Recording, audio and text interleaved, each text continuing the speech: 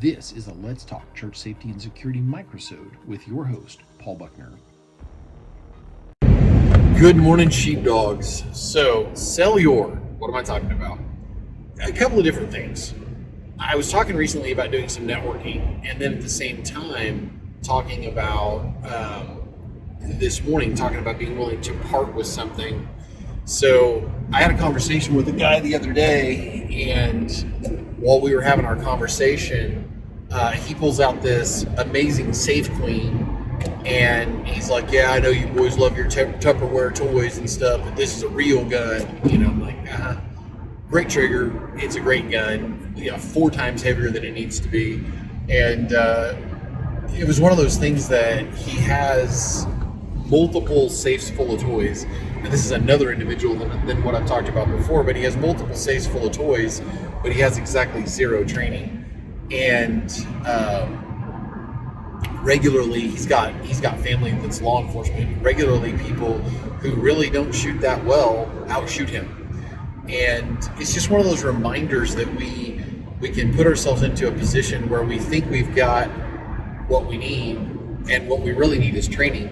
Because I want to be the guy, and we should all want to be this guy or gal. Okay, so follow me down this rabbit hole for a minute. We should all be able to be the person that you drop us into a situation with nothing but the knowledge we have, the will to help, and the Holy Spirit, and we roll.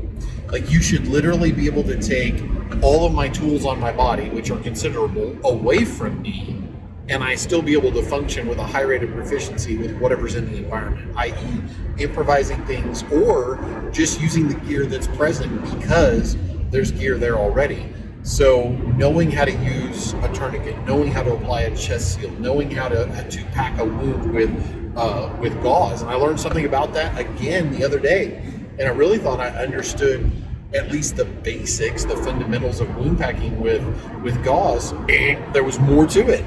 And so that's a thing. Then adding to that, when it just comes to weapons, I had a police officer, and I've told this story before, but it's been a while. Young guy that came out to the house, his chief asked me to have him, to put him through some training for a couple of months. The academy that he had graduated from had passed him pretty much with a failing firearms grade, which I was like, great cop, fundamental guy, or phenomenal guy, had all of the other fundamentals down, but just didn't have what he needed when it came to firearms. And so I began to pull out different firearms, and once he had his trigger control down, back then you could find 22 ammo anywhere, and I put him on it was a little Ruger, it'll come to me, it was a little Ruger 22 pistol, and I put him on it, and we started working through those fundamentals, and he got good. Well, then as he got more and more proficient, I began to throw other things in, and I borrowed a hammerless double action only revolver. Got him using a double action, single action revolver before that. Brought in a high point, and borrowed it off a friend that literally kept it around just as a garbage gun to have. And I mean, I'm not trying to insult, this was a Gen 1, I'm not trying to insult your high point, but it is a bottom of the rung gun. Now, in fairness, the Gen 2s are tough as nails, so I'm not going to debate that. But I wanted to bring it in as hey, this is what you're probably going to find somebody carrying. Got a hold of a Jennings or Jimenez, I forget which one it was, and just wanted him to say, like, hey, this is what you're likely to encounter out there. This is where the common safeties are, and these are fundamentals across the board. He was like, why didn't they teach us this in the academy? And I said, you're going to find over time that in most academies, I had this conversation with a young police officer the other day, that they cover a lot of basics, but there's always going to be holes in it, and a lot of the practical of what you need is just not going to be there. So why do I say all that? You need to train on different platforms, and you need to understand what those platforms are, because you may have to pick up that weapon and continue the fight. But what happens if you get dropped into an environment where and for some of you, you're like, well, if I'm involved in a shooting on Wednesday and they take my gun from me, I'll have another gun by Sunday. Well, you hope. I'm going to give you a nightmare scenario. You you're involved in a shooting at your house and the police department takes every gun in your house, which happens. They take every gun in your house to run ballistics on, which I've always been amazed when a police department will take rifles out of a house when it's very evident that the weapon fired was a handgun. Not every police department does it. Some areas require it. And then you may have to wait for a background check to go through in your state or whatever. You may travel to an area. I've traveled before I got comfortable flying with a gun and going through TSA with a gun. I would end up borrowing someone's firearm once I got there. Maybe it had an external safety or something that I was less familiar with.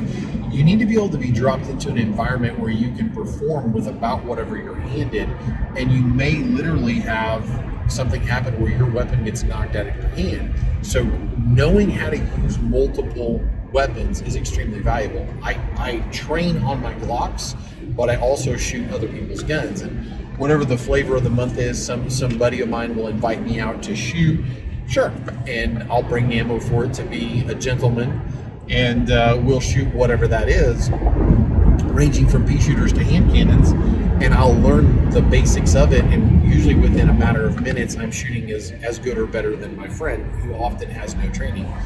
And I try to build a group of people around me who thrive on training and want to go train, and it's happening. It takes a while to build that culture.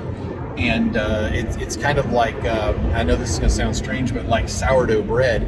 You go to buy sourdough bread, and you can take like the bread out of San Francisco and you can go somewhere else with it, and it's because of the culture that's there and the unique environment that it's in that it thrives.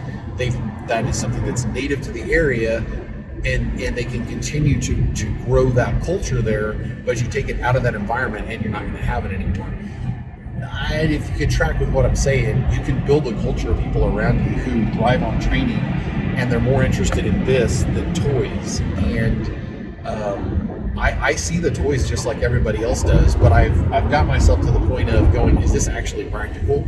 Am I gonna actually use this? And a lot of my friends have started to follow suit, where they're like, you actually make a really good point. And a young man recently bought a Derringer just because it was cool, and was showing me his belly gun Derringer, and I mentioned it in a video I think once, but he was talking about how this belly gun Derringer he was going to carry it at work to potentially fend off a robbery. And I said, if somebody comes in the door with a gun, I want to have my gun out and on them when they are at a distance where I know I can hit them, but they probably can't hit me, and their lobby's fairly big. And he's like, true. And he's a pretty good shot. I said, but I really want to have as many advantages as I can. I want to roll as many dice as I can, and I want them to roll as few dice as possible. I want the high score. And so he went back to carrying a larger handgun that he can actually really wrap his hand around and get a grip, and something that you could literally take a Derringer and point it right at somebody 35, 40 feet away and completely miss them, even though your sights are dead on, because it's just not designed for what you're using it for. And it's like aiming a rifle at another continent. It's just not designed for that. And so bringing that back, there's two things I want to focus on. One is sell your, and I have these conversations regularly where people, and it's a pride thing, and I'm sorry, but this is what it comes down to. I literally had a guy tell me, well, I've spent years getting up to this many firearms. And I think because I had to sell a bunch of mine off to pay some medical bills and things for my son, he had gotten himself into a spot a few years ago. I think because of that, it really had an impact on my perspective.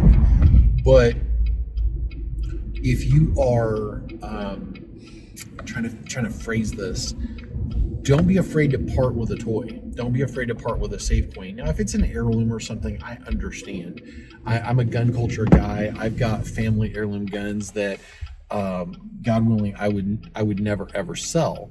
But at the same time, there are range toys, and right now I have a shotgun that I am probably going to be selling to afford another piece of equipment I need. In this case, it's a piece of equipment I need as opposed to training. But if you can turn something that's not practical, that's a toy, into something that is practical, that you're possibly going to use, like, I don't know, training, you'll never regret it. And I have literally, I don't know how many times I've found myself in a position where the training I've received has blessed me as a chaplain, because I could reach over and improvise something to help an officer with somebody who had a medical need or whatever. And that training is unbelievably invaluable. Now, let's flip this over to there's been a disaster in your area and you have medical training and de-escalation training, and you're probably going to need it. People are coming in irate and they're hurt and they can't get to their medication. And let's just give you a nightmare scenario that you've had a storm come in, a hurricane, some kind of a storm has blown in and has an ice storm. That'd be terrible. And just taking out all the power for half of your state, or all of your state if you're in a small state. And the federal government is trying to unfold its giant tentacled apparatus that is FEMA, and the Red Cross is bumbling its way in. There's some great Red Cross people, but I have seen the Red Cross just be unbelievably counterproductive and far less than helpful. And I think they are starting to lose their way, my opinion, not anyone else's. And so let's say that all of that is trying to happen, but you have CPR training and you have training in trauma medical, and you're going and helping with a local CERT team, and you're finding people and helping to bind wounds, and you know how to triage, and you're that extra set of hands, and you're there with a cheerful heart, and you're being a witness to your faith and the life-giving, life-changing relationship we have with Christ.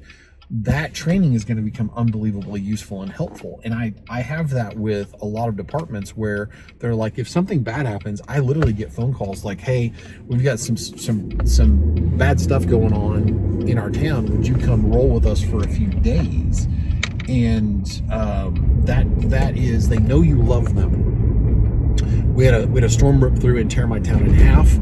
I rolled with our police department for a couple of days and did ministry alongside binding wounds, and whatever that needed to be done. I mean, I didn't personally have to do any of that, but I was helping with whatever needed to be helped with. And some of it was just crowd control and communicating with people and finding ways to help people get through it emotionally.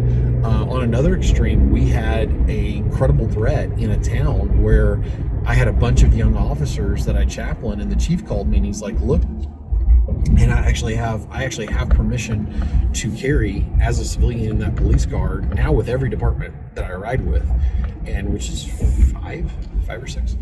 And but the chief called me and he said, hey, I want to let you know, I talked to the city council, most of them know you, and I've got you special permission back then to carry, which is now a given, but I've got you special permission to carry. And signaling somebody that there was deer over in the ditch, and I didn't want them to hit that. And so flashed my lights a couple times and let them know. But then the chief called me and says, hey, I've got this threat. This is what's going on. I've got some young officers that I'm concerned about their safety. I know your background. Would you please ride as much as you possibly can with my guys and kind of give them some thoughts and pointers? And I was very deeply honored. And a lot of these guys are extremely squared away officers. They've gone on to have amazing careers. But he had a crop of young cops, and he was concerned about them, and he couldn't double up his officers budgetarily. There was no way to do it. He didn't pull from that deep a bench, and he definitely didn't have the budget. And he had reserves coming in and volunteering to ride, and he was just trying to double up his guys to get extra bodies. And he knows that I keep a watchful, prayerful eye. And in some ways, I think some guys kind of treat me as a good luck charm. They know that I pray, and I pray fervently. That training has served me far more than a toy. And now I've loaned ARs to multiple departments at different times. I don't have a massive stack of them, but I've got one that I'll loan out fairly frequently. One is loaned out right now, and I literally, in every instance, I've had officers thank me and say it was really comforting until they were able to buy their own AR, or their department was able to get them one, something that they could have that would punch through a car and maybe do so more reliably than their sidearm. And so bringing that all the way back around, being willing to sell a toy to get training will never take you the wrong direction. And it comes down to, are we willing to set things aside long enough to train, to get what we need done figured out. God bless. If you enjoyed this microsode, check out the video and audio versions of the Let's Talk Church Safety and Security podcast.